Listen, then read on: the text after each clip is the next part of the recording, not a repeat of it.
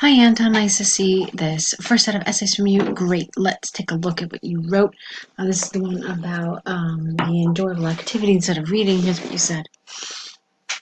Actually, before we start, I want to point out your attention to something. I can see here you've got a clear paragraph ending, okay? And here I can see it.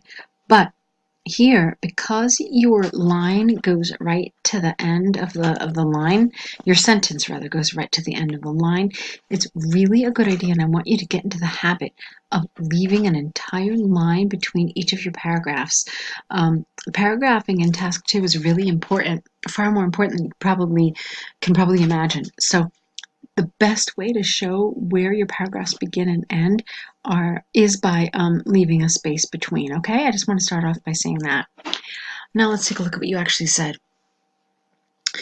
Reading is an essential skill one must develop in life. Nevertheless, some may state that there are more enjoyable activities that can develop other qualities, get rid of certain qualities of a child. This essay will discuss several actions like board games and sports that can add new skills before arriving at a reasoned conclusion. Okay, it's nice, but the thing is that they've absolutely asked you to take a side here. They've asked you to present your position. So rather than just saying that you're going to arrive at a reasoned conclusion, it's really in your best interest to just say what that conclusion is and don't leave it to the end. I'm going to show you why. Okay, this is why. This is the public band descriptor. Wait, hang on, let me show you so you can just see my point. Okay, band 2 task descriptors, all right, and if you look here at band 7, it says presents a clear position throughout the response. The key words here are clear position and throughout. Your position is your answer to the question, whatever that question is in the task, and throughout means from the beginning to the end. So if it's going to be clear in the beginning, then it should be clear from your introduction. So don't just wait until the end of your essay to provide a reasoned response. All right, let's move on. Firstly, reading sometimes is not so appealing to a child like playing tabletop games. There's some awkwardness here. So, what did I just do? Hold on. Okay, reading is not as appealing to a child as playing tabletop games is. Okay, I think that would have been more grammatically correct. Reading is not as appealing to a child as playing tabletop games is. That's it. Yeah. It can be a very rewarding activity, especially for a young person. So it can be a comma, especially for a young person. Not only does it develop, no S, reading in a fun manner, but it also helps to raise no, it also helps to improve analytical thinking and math knowledge. For instance, recent studies from Cambridge Capital U University show that teenagers who play Monopoly once a week are more successful at school and have a significantly better overall score in exams. Therefore, board games can be a useful addition to a child's '(s) leisure time. Secondly, reading is not capable of developing the whole spectrum of abilities any human needs. Where reading fails, sports can fill the gap. Active outdoor games provide a child with physical training and also develop competitive skills. For example, United Nations Health Council recommends any educational organization to have at least and I don't know about this 2 here, 5 hours a week reserved for physical education lessons. Thus, it shows that sports is a necessary addition, no AL, to a child's schedule.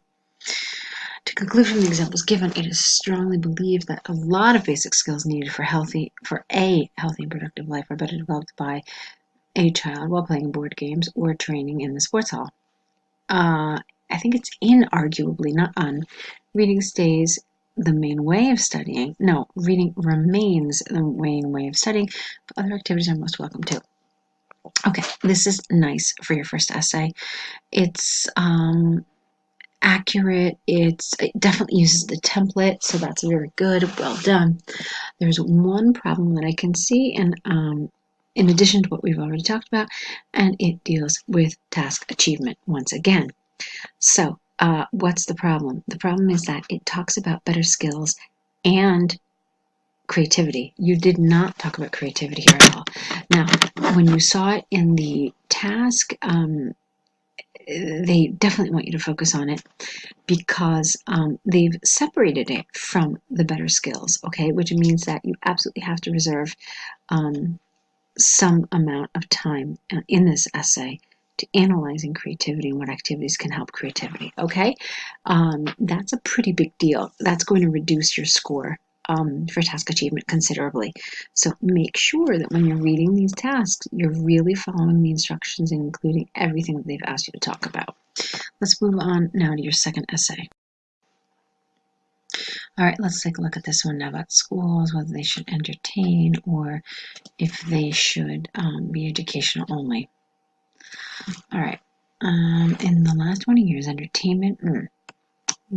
entertainment industry has developed a lot of new ways of presenting information. Okay, get rid of that the. Okay, some people believe that those approaches must be adopted by schools in order to enrich the educational process.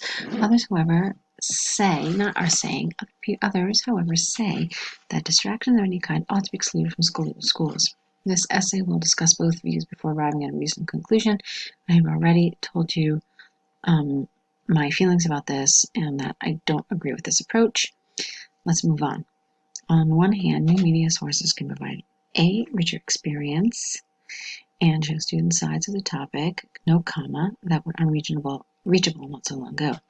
For example, some German schools have added virtual reality tours to a geography studies program, eventually leading to a 20% increase in interest for this lesson. Therefore, it clearly shows that some entertainment technologies can positively influence the educational process. On the other hand, our modern society has so many distractions, so it is better. Maybe instead of so, you should have said that. Has so many that. Okay, so it has so many distractions that it is better to leave the educational process as pure as possible, no comma. This position is backed by studies provided by the British Council, capital C. It is stated that certain UK schools forbidding their students from using personal communication devices in educational facilities have a better overall rating compared to other schools. Thus, it is clear that eliminating distractions can lead to a better focus on studies. Okay, a little underdeveloped, but let's move on. Don't forget about what I told you before about leaving a space. To conclude, from the examples and arguments given, it is clear that new technologies can provide some additional information for students, inspiring them to learn more. Inspiring, not aspiring. Nevertheless, it should be limited in many cases as it can drive the student's attention from the subject. However, it is predicted that school will not resist and eventually include all new technologies into the educational process. Okay. I already told you a couple issues. I told you about this, about this reasoned conclusion. I already told you about the paragraphing. I wanted a little bit more of a focus on entertainment in this essay. I feel like you were really focusing on technology and making lessons engaging, but there really wasn't much about amusement, about enjoyment, about laughter, okay, about fun. And when we talk about entertainment, that's what we mean. You kind of touched upon it here, but here you really didn't. So I really wanted more of this element, like I said, fun, amusement, entertainment in the classroom, or even as a break from the classroom. All right, so it doesn't feel 100% on topic.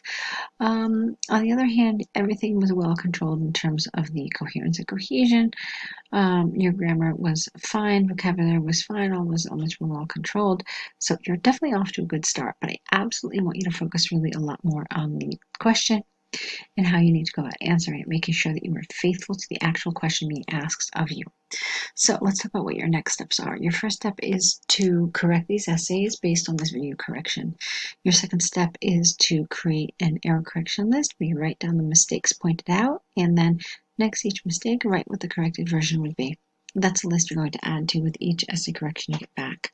And then the third thing, of course, is to write us a new set of essays, applying everything you've been learning through the corrections and through the course. So go ahead and get that started. Try to do it all within the next day or so you can really keep up your momentum. All right, I'll be here. I'll be waiting for your essays. So good luck with them.